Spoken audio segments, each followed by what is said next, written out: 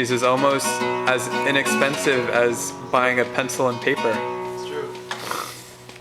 So I guess we're approaching film becoming an art. I was saying to Moses that like when everyone thought of the future, like the future being so different and crazy, like flying cars or whatever, I feel like it just happened.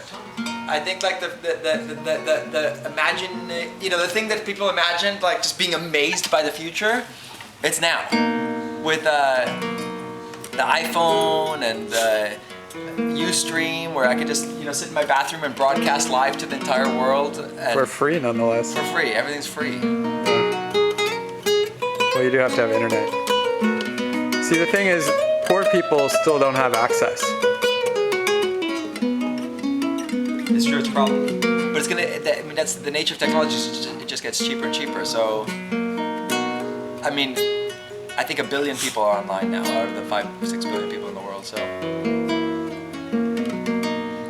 it's a double-edged sword, though. As I was saying earlier, I think that we have to stay in touch with this type of thing. The handcrafted, where the world speaks back. See the wood.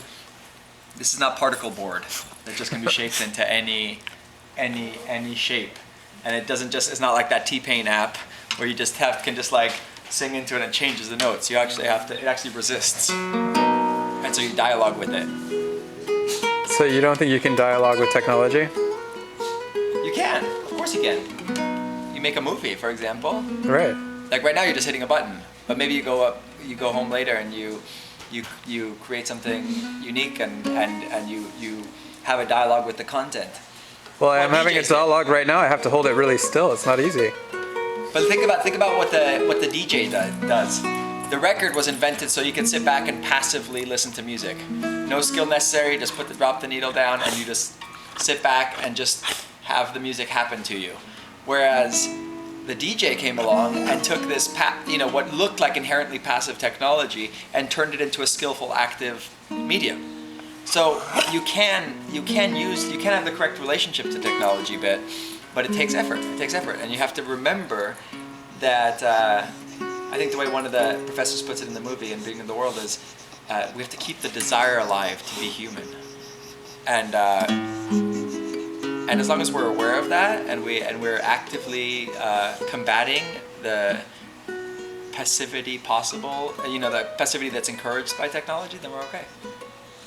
Because I love technology. I'm the biggest geek when it comes to this stuff. But I think there's a lot of people who would be very passive, sitting in front of their TV, watching crappy TV shows. But TV is technology all the way. No, but I'm saying, it seems to me like the internet is engaging more people than in the past when people just sit in front of the TV. That's real passivity when you're not interacting. But at least on a computer, you're interacting. You can and you cannot be. You can also just be clicking and just being like distracted and kind of what's the word that I'm looking for? It's a diversion. Kierkegaard, when he wrote about, already in the late 1800s, he was concerned about even the press. Like he talked about like just consuming the news as something that was just an active, passive. There was just a passive, like spectatorial view of something that you had no involvement with. So if you were just like reading about things happening in faraway places, that didn't actually matter either way to you. And I think you see that, I've gone through phases where I feel like I'm a bit of a news junkie and I just like wanting to, just find out every few minutes what's going on or something, and you open your iPhone and just see like what's the latest news. And if you don't have a relationship with what's happening that actually, where it matters whether it goes this way or that way, then you're in trouble. You have to keep engaged with worlds in which there are meaningful differences. That's why I go to the coffee farms and pick my own beans. Exactly. It's all. I think my whole life purpose nowadays is to find find ways to combat the McDonaldization of our culture. And I think that the internet can do that in a worse way, in a really bad way. Because if we all just like, you see it all the time, I do it all the time. You sit there and you just, instead of being involved with the people around you in that moment in time, you're just, looking at your phone and you roll over in the morning and check your email. I feel so much happier if I resist checking my email for the first hour of the day and I go down and I practice my guitar. Right. That's great. But it takes an effort, because the first instinct is, let's see if I have a little, and it's known that getting a new email or a new message is like gives an actual tiny little burst of like endorphin. Endorphins, exactly. That's why it's good to travel, because then you're just in a foreign environment and you're interacting with the environment. Yeah. And when you're engaged like in a new place and you're really involved, the last thing you want to do is check your email, because just being in front of a screen too, it's an impoverished imitation of reality. But it's great too. I'm concerned about it because I like it a lot. It's not like I'm a Luddite. I spend most of my day in front of that computer, Yeah. And the other thing somebody was telling me recently is that there's less secrets in the world. Going and exploring a new place is not really that foreign, because you can see it on a computer. You can go onto YouTube and see every corner of the world on a screen.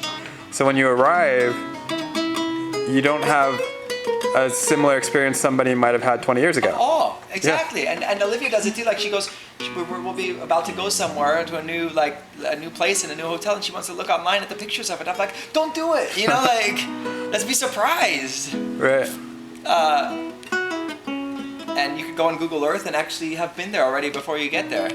So right. what kind of sense of wonder could you elicit there? When the most important thing we have to encourage is a constant state of wonder and awe. And technology can do that. I mean, right. You can be totally awestruck by things that we can do. And on the plus side, I think that technology is making us co-creators. We become these godlike creatures. We're able to create worlds. If you go see Avatar, that's right. amazing. I definitely was in a state of awe watching that movie. With the 3D glasses, I was immersed. I was caring what was going to happen. I was in a constant state of childlike awe watching that movie. But of course, you can imagine that people could get jaded to that pretty quickly too. Right. So you didn't know that Pocahontas wins in the end?